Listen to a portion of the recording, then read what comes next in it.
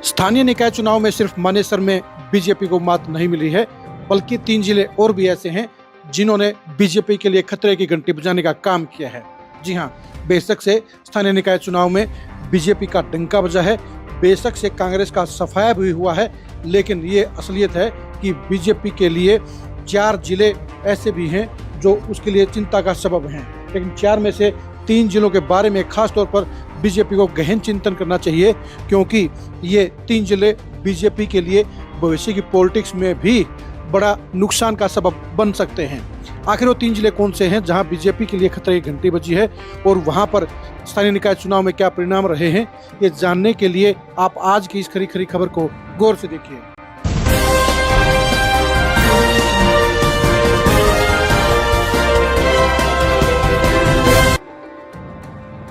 मानेसर में जहां राव इंद्रजीत के चलते बीजेपी का खेल बिगड़ गया, जहां बीजेपी के लिए क्लीन स्वीप का सपना अधूरा रह गया, वहीं 3 जिले ऐसे भी हैं जहां बीजेपी के लिए हार के समाचार मिले हैं। सबसे पहले हम बात करते हैं कैथल जिले की। कैथल जिला एक ऐसा है जहां विधानसभा चुनाव में भी बीजेपी को 4 में से 3 विधानसभा सीटों पर हार मिली थी। सिर्फ पुंडरी में ही बीजेपी का विधायक बना था। इस बार स्थानीय निकाय चुनाव में इन 4 सीटों में से 3 सीटों के ऊपर नगर पालिका के चुनाव थे, यानी पुंडरी में, सीवन में और कलायत में।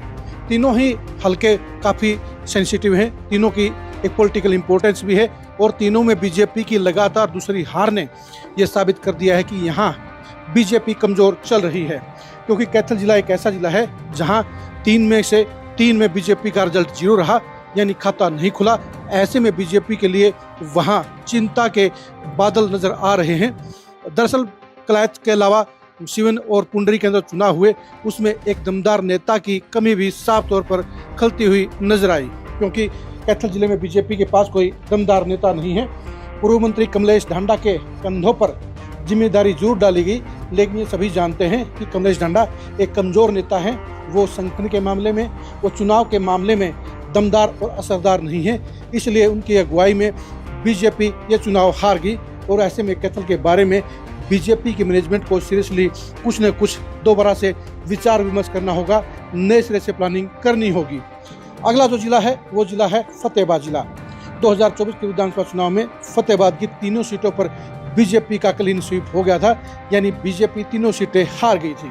अब जाखल नगर पालिका का चुनाव बीजेपी के लिए एक वापसी का रास्ता खोलने वाला साबित हो सकता था, लेकिन दिक्कत इस बात की है कि बीजेपी इस चुनाव में भी हार गई है। जी हाँ, जाखल नगर पालिका के चुनाव में बीजेपी को शिकस्त मिली है और इसके लिए सबसे जिम्मेदार व्यक्ति के तौर पर किसी का नाम लिया जाए तो वो सांसद सुभाष बराला हैं। दरअसल सुभाष बराला फतेहाबाद जिले में अपनी चौधर रखना चाहते हैं और खास तौर पर वो अपने टोहाना हलके में किसी और की इंटरफेयर बर्दाश्त नहीं करते हैं। पूर्व मंत्री देवेंद्र बबली बीजेपी में बेसिक एंट्री कर गए हैं, लेकिन नगर पालिका के चुनाव में सुभाष बराला ने देवेंद्र बबली को पूरी तरह से इग्नोर करने का काम किया। ना तो कैंडिडेटों के सिलेक्शन में उनकी कोई सलाह ली गई और ना ही चुनाव प्रचार में उनको इम्पोर्टेंस दी गई, यानी सुभाष बराला ने देवेंद्र बबली को खुद लाइन डाल दिया। जबकि सच्चाई है कि जाखल शहर के अंदर देवेंद्र बबली का अपना वोट बैंक है, देवेंद्र बबली का अपना रसूख है। अगर सुभाष बराला अपनी मनमानी नहीं करते और देवेंद्र बबली के साथ मिलकर चलते तो जाखल में 100% बीजेपी को जीत मिली, लेकिन वहां पर इसके उलट हार मिली है। और इस हार के लिए अगर कोई जिम्मेदार है तो वो सिर्फ सुभाष बराला और सिर्फ सुभाष बराला ही। अगला जो जिला है वो बीजेपी के लिए वेरी वीआईपी कैटेगरी का आता है, वो जिला है करनाल जिला।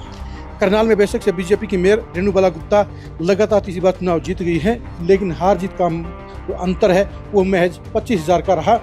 वोटिंग कम होने के चलते ये 25,000 का मार्जिन बेहद कम कहा जाएगा, क्योंकि यहाँ से 9.5 साल जहाँ खट्टर साहब की सरकार चली, वहीं 6 महीने तक नायब शरीफ भी मुख्यमंत्री रहे। और ऐसे शहर में वोटिंग का कम होना और मार्जिन का कम रहना दोनों ही बीजेपी के लिए खतरे की घंटी बजाने का काम कर गए हैं। इसके अलावा इंद्री नगर पालिका के चुनाव में बीजेपी की हार भी उसके लिए चिंताजनक है, क्योंकि इस जिले के अंदर बीजेपी का डंका बजा था, बीजेपी ने कांग्रेस का सफाया किया था। और ऐसे में महज 5 महीने के बाद करनाल में विधानसभा चुनाव के मुकाबले कांग्रेस का वोट बैंक बढ़ना और इंद्री में बीजेपी की हार होना दोनों ही बीजेपी के लिए कहीं न कहीं खतरे की घंटी बजाने का काम कर गए हैं।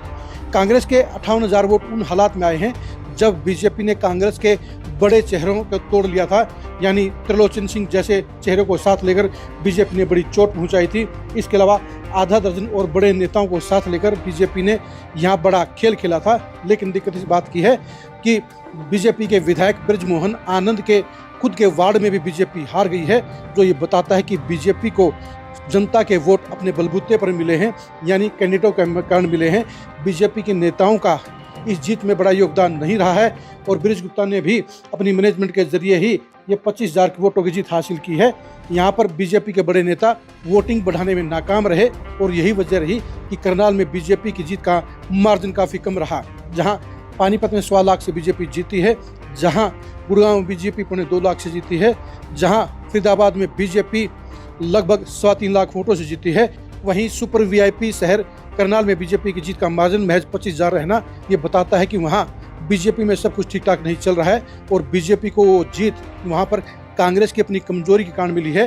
क्योंकि कांग्रेस के बड़े नेताओं ने जहाँ अपनी पार्टी के प्रत्याशी के साथ भितरघात करने का काम किया, वहीं पर प्रत्याशी ने भी अपने पूरे दमखम के साथ चुनाव नहीं लड़ा। जहाँ मनोज बुधवा पहले चुनाव में खुलकर बैटिंग करने के दावे कर रहे थे, वहीं अपनी हार पक्की नजर आते हुए उन्होंने ज़्यादा ताकत के साथ चुनाव नहीं लड़ा और यही वजह रहा कि उनके वोट तो बेशक से जो है जनता की नाराजगी के कारण बढ़ गए, लेकिन अगर वो पूरी ताकत के साथ चुनाव लड़ते और कांग्रेस के सारे नेता मिलकर उनका सहयोग करते तो यहाँ पर उलटफेर भी हो सकता था। यानी करनाल में भी बीजेपी के लिए कोई अच्छे रिजल्ट नहीं आए हैं, वहाँ से चिंताजनक ही परिणाम आए हैं। आप इन तीनों शहरों में बीजेपी की इस खराब परफॉर्मेंस के लिए किसे जिम्मेदार मानते हैं, कमेंट करके जरूर बताइए। बीजेपी के लिए इन तीनों शहरों में भविष्य की पॉलिटिक्स में क्या अच्छे आसार रहेंगे, क्या बीजेपी वापसी करने में सफल रहेगी, इसके बारे में भी कमेंट करके जरूर बताइए। इन तीनों शहरों में बीजेपी की खराब परफॉर्मेंस के लिए कौन जिम्मेदार है, इसके बारे में भी अपनी राय दीजिए। आप हमारे फेसबुक पेज को फॉलो कीजिए, आप हमारे यूट्यूब चैनल को सब्सक्राइब कीजिए। नमस्कार।